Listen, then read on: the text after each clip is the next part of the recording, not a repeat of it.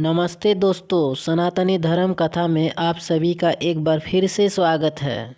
तो चलिए video start करते हैं। जोगानंद जी के अनुभव तथा प्रचार के अनुसार यह प्राण ही मनुष्य और भगवान अर्थात शरीर आत्मा के मध्य का प्रसन्न सूत्र है। अतः इस प्राण को प्रभु प्राप्ति के लिए सिद्ध करना आवश्यक है, जिसके लिए योगाभ्यास उचित उपाय है। लगभग सारे उपनिषदों में प्राण की महिमा और श्रेष्ठता का वर्णन है। पृष्ठ अध्ययन के प्रथम ब्रह्मांड में लिखा है कि प्राण ही यथेष्ट यह श्रेष्ठ है। पंचम अध्ययन के प्रथम खंड में लिखा है कि प्राण शेष शक्तियों से आयु के आधार पर ज्येष्ठ तथा गुणों के आधार पर श्रेष्ठ है। इसी उपनिषद के एकादश खंड अध्ययन 1 में वर्णन है कि सभी भूत प्राण से उत्पन्न होते हैं। सूक्ष्म शरीर जो मृत्यु के बाद जीवित रहता है वो भी प्राण का ही बना होता है। प्रश्नोपनिषद में भी प्राणशक्ति का विस्तार से वर्णन है। महासर्ग के आदि जगत की रचना करते समय परमेश्वर ने अपनी 16 कलाओं में सर्वश्रेष्ठ तत्व प्राण शक्ति ही बताई है।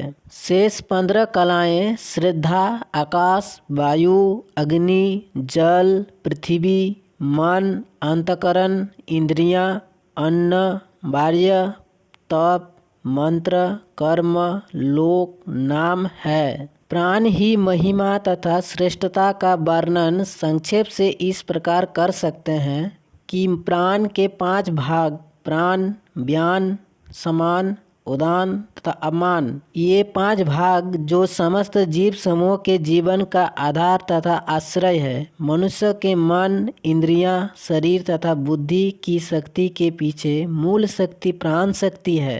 कीट पतंग से लेकर मनुष्य तथा देवता तक प्राण ही सबका आधार है। जिस प्रकार रथ के पहिए भी नाभि से लगे रहे नाभि पर ही आश्रित रहते हैं, उसी प्रकार जगत के सारे वेद, जग, शुभ कर्म करने वाले ब्रह्मांड, क्षेत्रीय आदि सब प्राण पर आश्रित है। प्रश्नोपनिषद समस्त सांसारिक पदार्थ को रई और प्राण बताता है। प्राण उत्तम पदार्थ है और रई द्रव्य पदार्थ, अर्थात प्राण शक्ति चेतना है और रई शक्ति आकृति है। इन दोनों के संयोग से सृष्टि की रचना है। इसी प्रकार का समांतरण उल्लेख गीता में भगवान ने यह कहकर किया है कि मेरी महत ब्रह्मा रूपा मूल प्रकृति गर्भस्थान है, उसमें मैं जगत बीच चेतना तत्व निष्पेक्ष करता हूँ। उससे अर्थात जड़ और चेतन के दोनों के संयोग से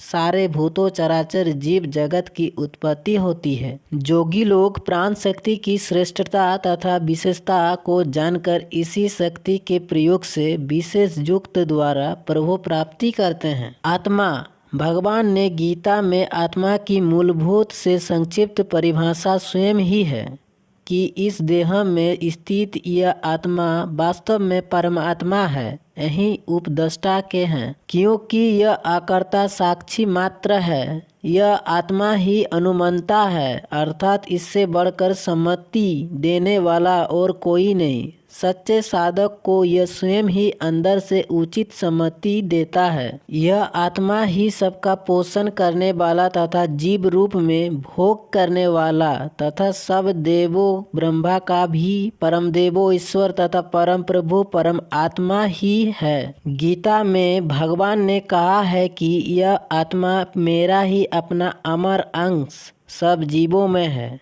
गीता में कई स्थान पर भगवान ने इस प्रकार भी घोषणा की है कि वह स्वयं आत्मा रूप में सबके हृदय में वास करते हैं। गीता तथा आदि श्लोकों में इस तथ्य का स्पष्ट वर्णन है। अतः प्रकट है कि आत्मा तथा परमात्मा दो विजातीय भिन्न तत्व नहीं, परंतु अनादि सनातन एक ही सच्चिद आनंद परम शक्ति है। यह आत्मा सर्वव्यापक होते हुए भी अति दुर्लभ है। यह अति सूक्ष्म परम शक्ति है। भगवान गीता में कहा है कि मैं अपनी जोग माया से छिपा रहता हूँ, प्रकट नहीं होता। साधारण इंद्रियां नहीं जान पाती। कठोपनिषद में भी नचिकेता के यमराज यही सत्य समझते हैं कि आत्मा तत्व अति सूक्ष्म तथा दुर्लभ है।